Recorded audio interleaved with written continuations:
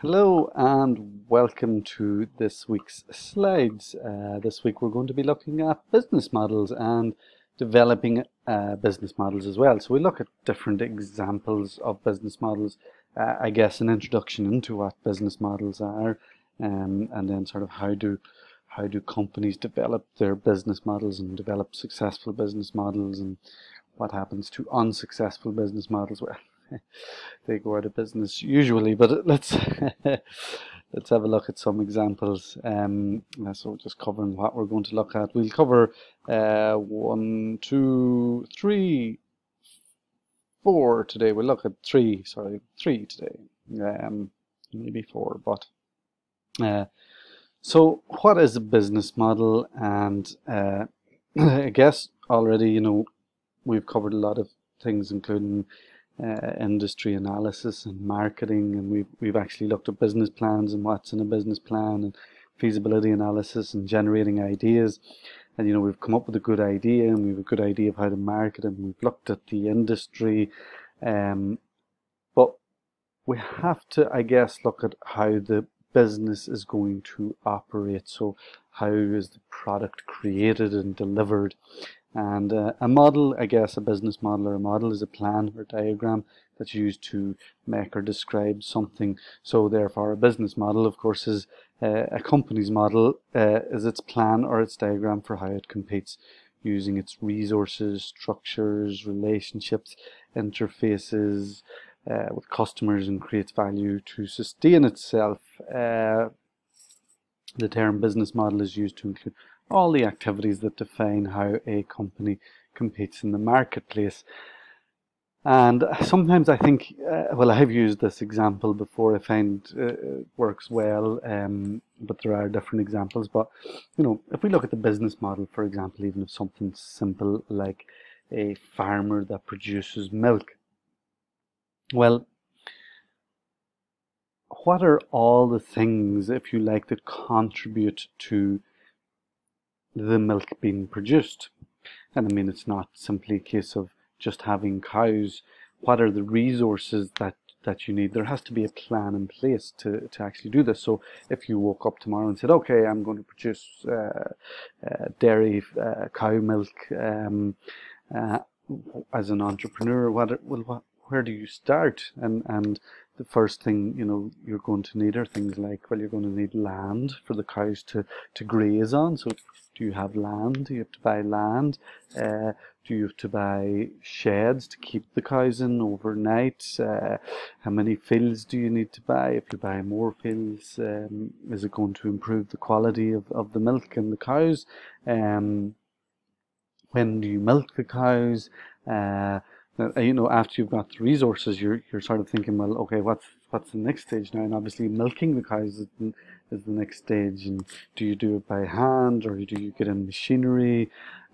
Even if we go back to the resources, how many cows are we going to have is obviously going to depend on how successful the business is. If we have only 2 or 3 milking cows, we're not going to be producing a lot of milk for a lot of customers. So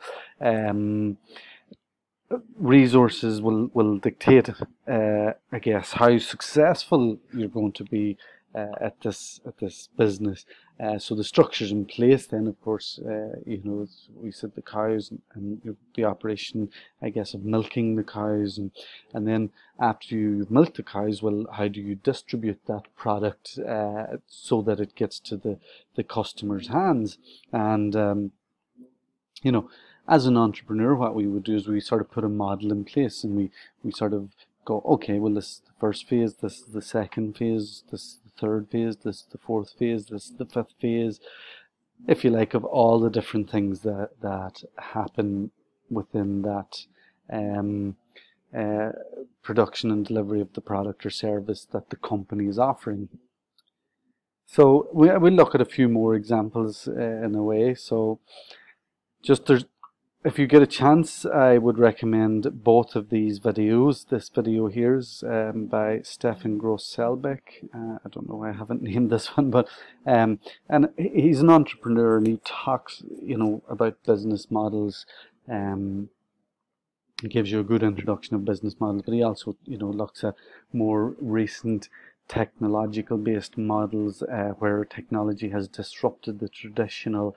And I guess if you look at the I think one of the ones he looks at is the taxi industry, and if we think of the old taxi industry compared to the modern technologically advanced taxi industry, well, you know, 10 years ago, if I was setting up a taxi company, I had to buy a fleet of cars, I had to buy an office, I had to employ an operator, I had to get all the cars serviced, I had to do all these things before I could even start. Then once I'd started, I had to advertise my business and market my business, and then what, I hoped that people would ring and book the taxis, and then I would distribute the different cars that I had to collect the different people.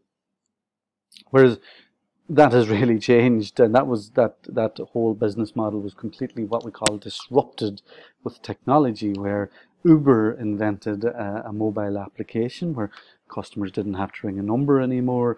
The taxi company didn't actually own the cars, biggest taxi company in the world, and they don't own a car, and you know, they sort of let people that own their own cars be the taxi drivers, and they take a cut of all the profits. So the business model is very different to the traditional business models, and you know, that's a good example, I suppose, of two very different business models. So what is a business model, I guess? Well, it's important to understand that a company's business model takes it beyond its own boundaries. And what we mean sort of by that is almost all companies or firms partner up with others to make their business models work. It's very difficult to work in isolation or be successful in isolation, and while it's not impossible, most successful businesses must or should work, I guess, in partnership with others. And what we mean by partnership is it doesn't have to be official partnerships, but basically, I mean, Uber could not work without the partnership of the drivers, people that are willing to use their own cars. You know, I could not, I guess, go into business as a milk producer if I did not have someone to sell the milk. Very difficult unless I sold it on the side of the road. I don't think I'd be too successful. But so, you know, the first thing that we can say is business models are beyond their own boundaries. We try to, you know, we involve different people in the business model, and we're going to look at sort of Dell's business model now, just as another example. So we've probably already looked at Uber, and we've looked at my poor example of a dairy farmer, although maybe a restaurant is another good example, and we might use that as we move on. Dell's business model, well, it was much more different to the traditional computer manufacturing model, and it sort of needs, so when we say partnership, well, it needs the cooperation of partnerships, customers, and many others to make the business model work. And we're just going to look at a graph here, Dell's approach to selling PCs versus traditional manufacturers. So traditional manufacturers, well, the first thing they would have done is forecast demand, and what that is doing is basically trying to predict how many computers are going to be sold. So they would have to forecast how many computers are going to be sold this month, or this year indeed. So before they even manufacture the product, they're sort of guessing how many are going to be sold. Then obtains the subcomponents from the supplier. So now that it's guessed how many computers it's going to sell, it gets all the components from its supplier. It makes some basic components, depending on the PC. They assemble and complete the PC, and then they store the PCs in warehouses. They then ship the PCs to retailers, companies that are going to sell, so the likes of Extra, Sheriff, DG, Currys, Dixons. PCs then sit on the retailer's shelf until the unit is sold, and then it's in the hands of the customer. So we can really see here, basically, from the existence of nothing all the way through to the customer's hands. And there, if you like, there's 8 steps. Obviously, I think those steps would go into a lot more detail. This is just a simple example. That's maybe the traditional manufacturer, Hewlett Packard or IBM. And then if we take Dell, well, Dell's model is slightly different in that Dell customers, they place their orders via the internet or via the phone. So there's no forecasting, there's no guessing. Dell do not make just computers randomly, they make them to order. Contract manufacturers instantly view the order information and then ship the component parts. So the suppliers that are supplying Dell will get the order as quick as Dell gets the order and start shipping the component parts. Dell then assembles the computer from the parts as they arrive and maintain their customer relationship by allowing the customer to follow the process of manufacture through tracking. And then the computer is shipped directly to the customer. And it's in the hands of the computer. So sort of different. We're cutting out a few middlemen here. We're cutting out the storage in the warehouse, costs involved in that. Cutting out the shipping to retailers, so we don't use a retailer. So you're cutting out that middleman. So the percentage of sales that go to the retailer are now cut out, and they're not sitting on the retailer's shelf. So there's not lying idle or end of season sales. So two very different approaches to selling PCs, and that's a good example of two different business models. So having a clearly articulated business model is important because it does the following: serves as an ongoing extension of feasibility analysis, and I guess it does because you're looking at every component of the manufacture and distribution of your product. So you're seeing, is this a good idea, or should we continue to be doing this? Are we making or losing money? Does this business make sense? It also focuses the attention of the entrepreneur on how all the elements of the business fit together. So, you have to look at every aspect. If we go back to the, let's look at the a restaurant example. If I was an owner of a restaurant, I need to understand everything from the suppliers, where my meat comes from, where all my vegetables come from, where my equipment comes from. That gives me a real understanding of, how I can make profits at that level. And then, of course, the cooking, the chefs, I can look at that. How much wastage are they? How long are they taking to cook things? The delivery of the food in the restaurant. So me as the owner, I get to see every aspect of the business. So I'm constantly overviewing and looking at the business. So business model describes why the network of participants needed to make a business idea are viable and willing to work together, and they articulate a company's core logic. So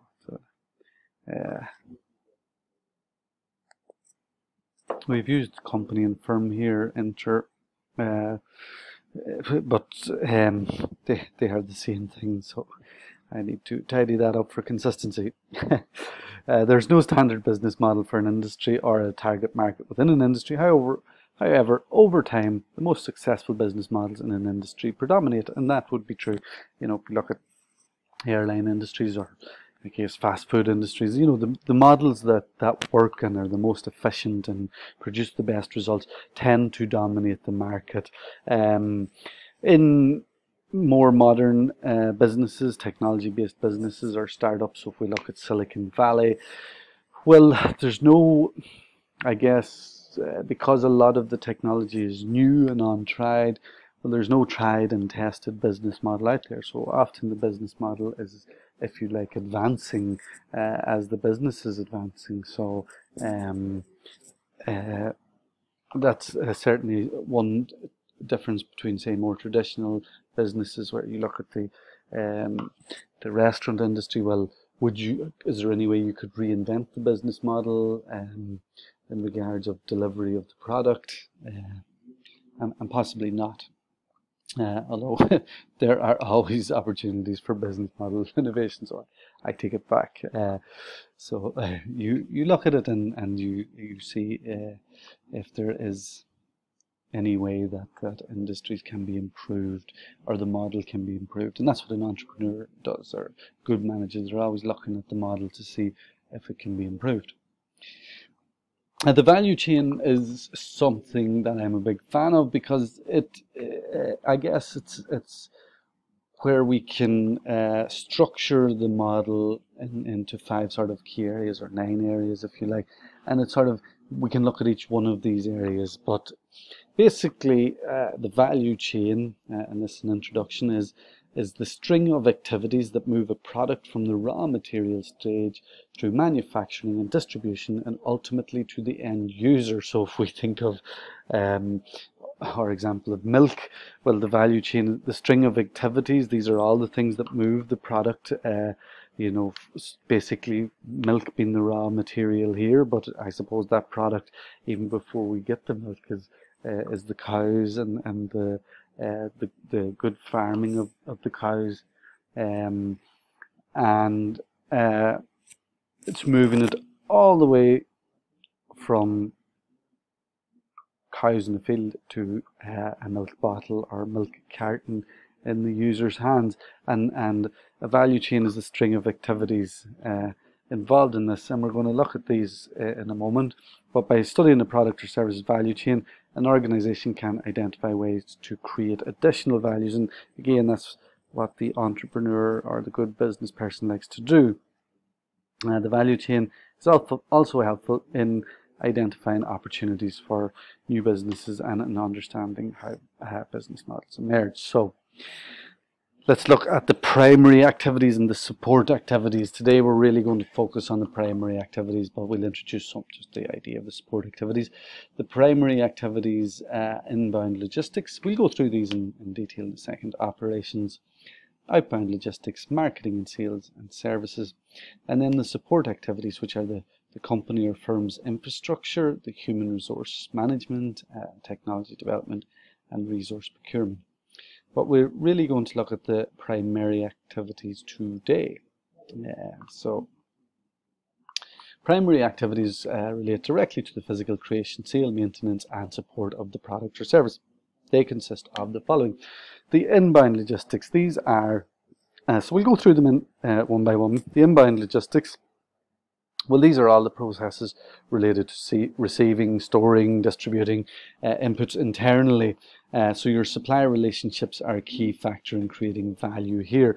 And, you know, okay, so if we look at a couple of examples, but if we look at the milk example, what are the inbound logistics to receiving, storing and distributing, you know, well, getting good cows from the market to produce the milk, getting good land for the cows to eat well, to produce good milk, and again, this everything there will affect the quality of the milk. If we get poor cows, if we buy them cheap but they're not well reared, you know, the quality could be affected, or whether the quality or quantity can be affected here.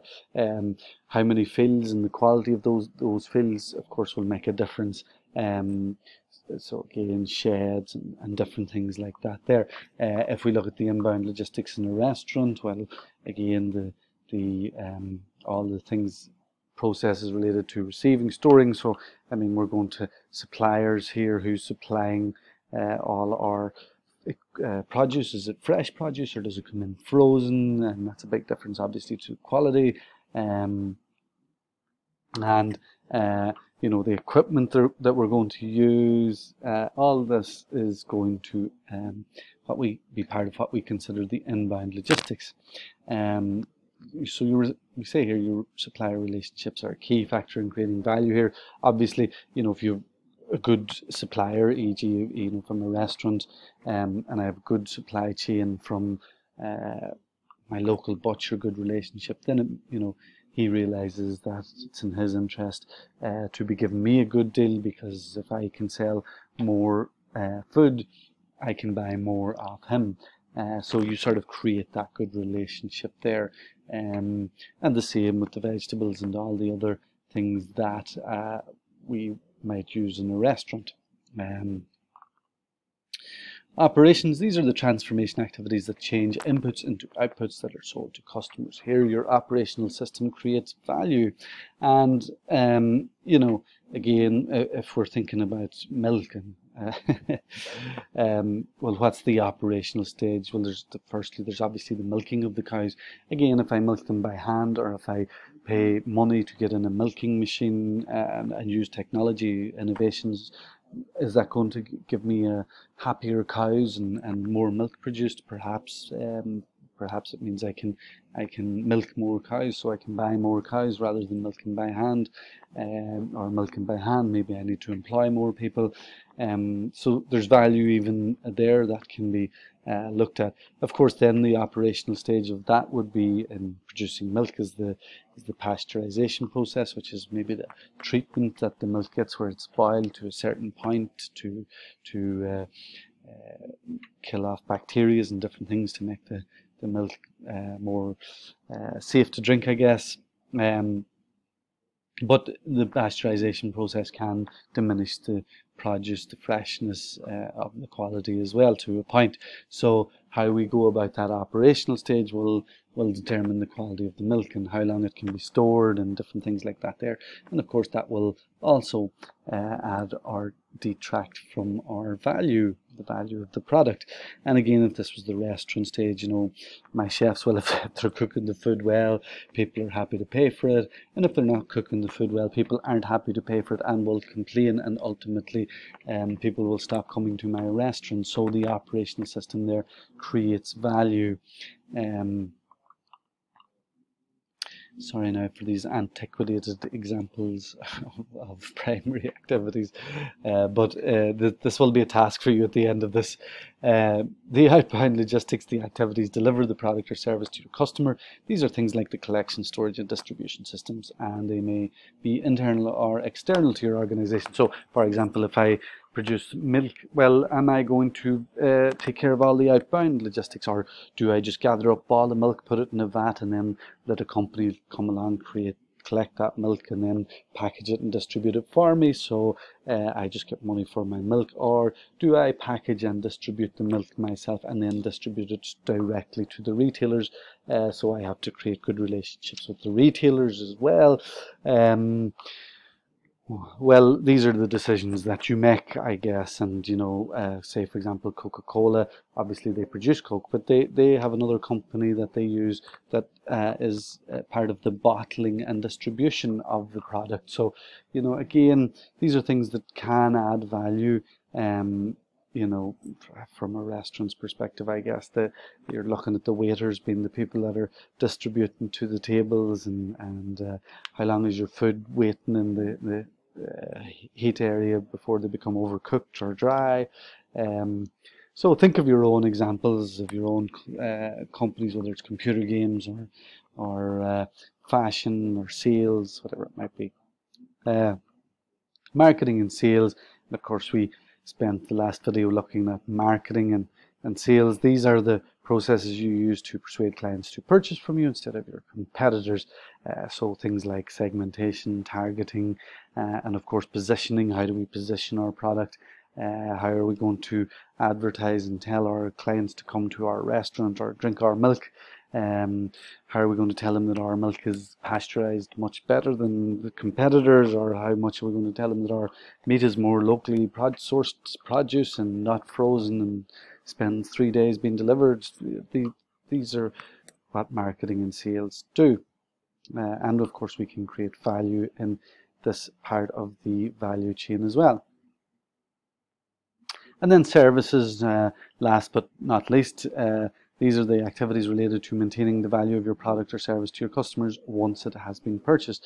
So these are things like ensuring, for example, that customers have a chance to call back should there be any problems with the product. So if we think of the milk, if it's off, or if the product that we're selling is out of date or is of poor quality, well, you know, the customer should have the opportunity to express this grievance and get a refund or get a replacement product, because they are paying for something, they are swapping value for a proposition.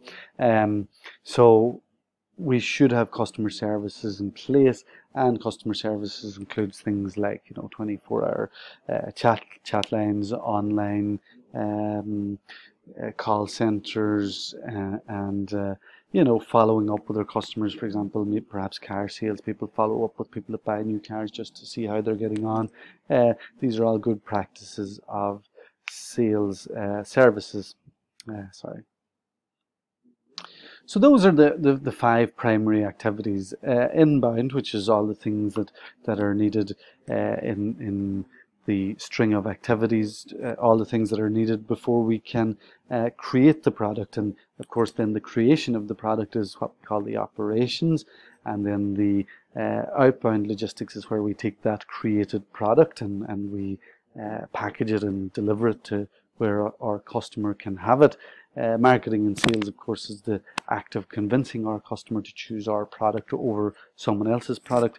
And then the services is ensuring that the customer has an opportunity to be recompensated should there be any problem, or indeed, if we think in it today, of course, and this will be an exercise at the end of it, but I recently downloaded a VPN, ExpressVPN, and I must say their service was terrific, but I had a difficulty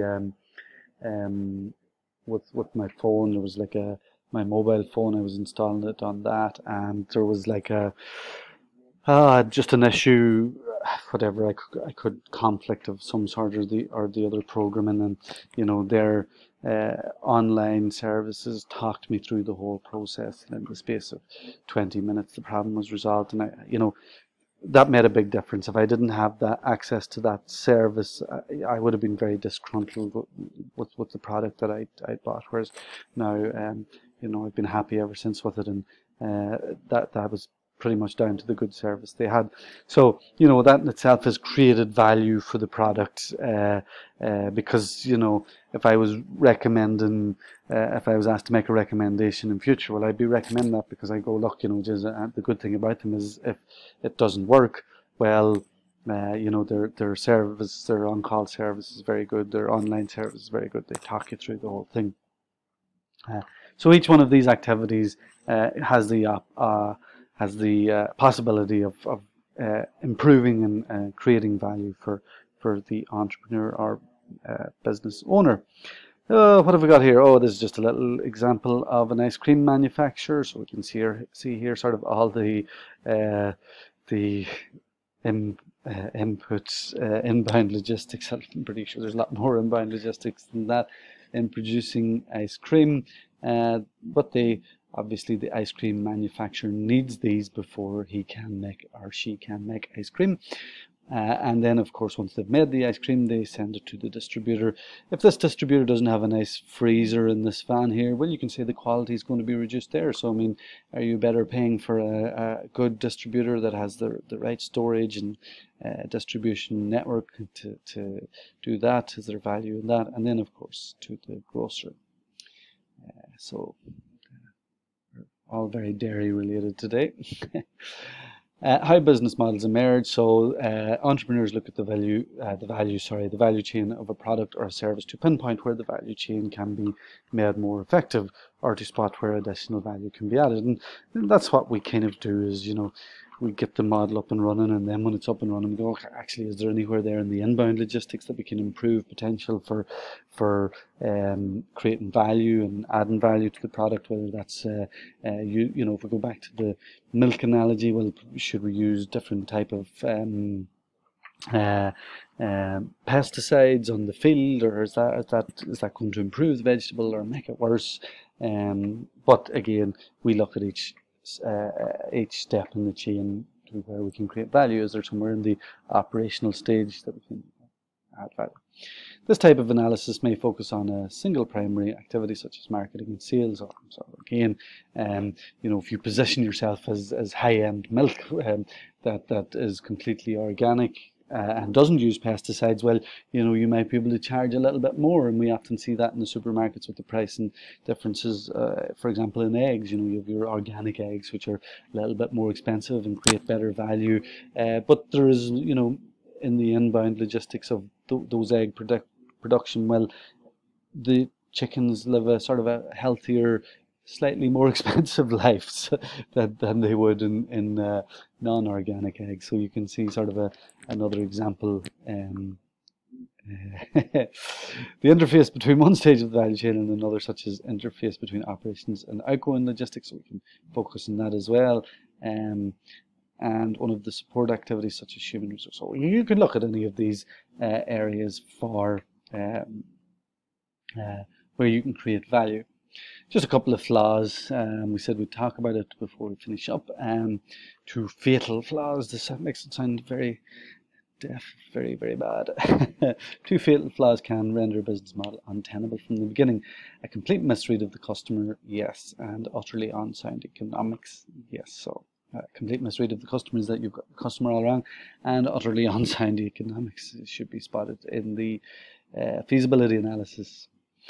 Few final things on business models. It is very useful for a new venture to look at itself in a holistic manner and understand the most that it must. Oh dear, sorry, that's very mouthy, wordy. Let's simplify that. I think that's just saying it's business models are good at looking from seeing the whole perspective of the business and all the things that are needed for the business to be successful. Close attention to each of the primary elements of a business model is essential. So, look at everything in great detail and is there any ways there that we can eke out that last little bit of value? Okay, yes. For our next class, and this is something that I would like you all to do. So today purposefully we've discussed the value chain and business model pretty much in old traditional models, milk, farming, restaurants, ice cream production. Okay, we looked at computers and Dell, but that's probably still a little bit more traditional. Excuse me, surely could have waited 1 minute before I drank that. But anyway, what I would like you to do for our next class, and we'll have a discussion on that, is I want you to think, well, what is the value chain for an e-commerce business, for something, for example, like Talabat or Amazon? What is the value chain for them? How does the inbound logistics change? How does the operations change? Do they change? So I want you to have a think about, more modern mobile applications and things like that. How is the value chain different? What are the inbound logistics? What are the operations? And we'll have a talk about that in our next class.